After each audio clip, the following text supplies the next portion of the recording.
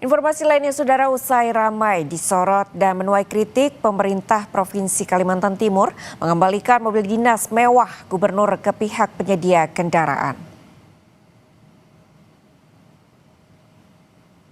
Mobil Gubernur Kalimantan Timur Rudi Masud senilai 8,5 miliar rupiah dikembalikan ke penyedia barang yang ditunjuk langsung untuk pembelian. Pengajuan pengembalian mobil dilakukan melalui surat yang dikirim ke penyedia barang pada Jumat lalu. Usai pengembalian disetujui, penyedia jasa nantinya akan mengembalikan uang 8,5 miliar ke kas daerah. Selain mengembalikan mobil dinas, saudara, Gubernur Kaltim Rudi Masud juga minta maaf atas pengadaan mobil mewah yang menuai kritik.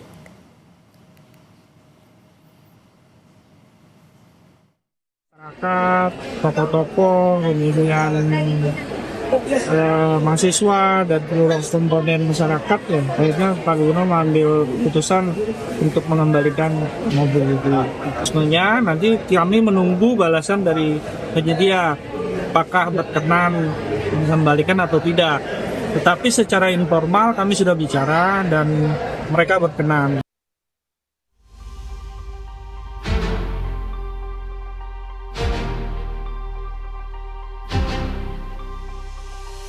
Persoalan harga, ada rupa, ada harga, ada mutu, ada kualitas, ada harganya. Kami tidak mengikuti berapa harganya, kami hanya pesan mobilnya itu. Mobilnya ada di Jakarta, karena memang dipakai untuk di Jakarta. Usai menuai kritik soal pengadaan kendaraan dinas yang mencapai 8,5 miliar rupiah, Gubernur Kalimantan Timur akhirnya meminta maaf. Pemerintah Provinsi Kaltim berjanji mengembalikan kendaraan mewah tersebut ke penyedia barang yang ditunjuk langsung untuk pembelian. Pengembalian telah diupayakan sejak 27 Februari lalu. Nantinya penyedia jasa pembelian mobil akan mengembalikan uang 8,5 miliar ke kas daerah.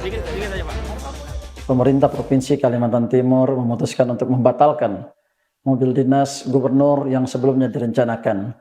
Keputusan ini kami ambil setelah mendengar dan mempertimbangkan secara serius aspirasi serta masukan positif masyarakat Kalimantan Timur.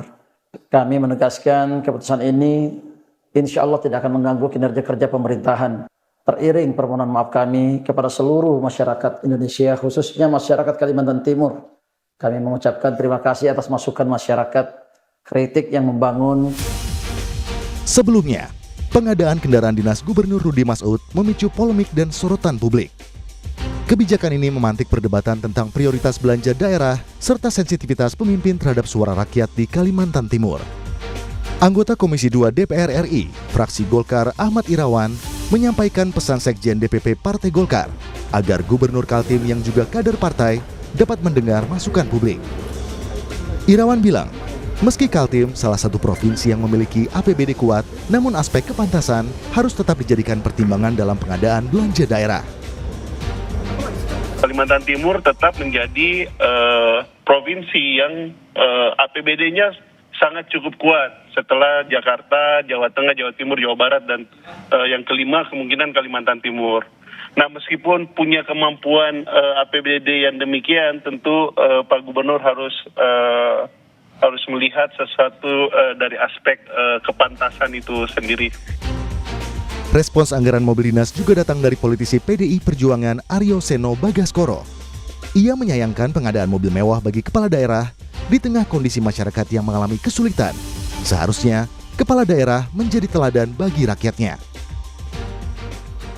Kondisi dunia dan rakyat kita hari ini yang sedang mengalami kesulitan, lalu pejabatnya justru bermewah-mewahan. Pejabatnya justru menampilkan suatu semangat hedonisme. Itu yang menjadi bertolak belakang, seperti sedang membangun jarak dengan realitas yang terjadi hari ini. Pengadaan kendaraan dinas untuk Gubernur Kalimantan Timur menuai polemik karena harganya yang dinilai fantastis. Gubernur Kaltim Rudi Masud sebelumnya menyatakan, jika kendaraan tersebut ada di Jakarta, karena penggunaannya akan dilakukan saat dirinya dinas di Jakarta. Tim Liputan Kompas TV.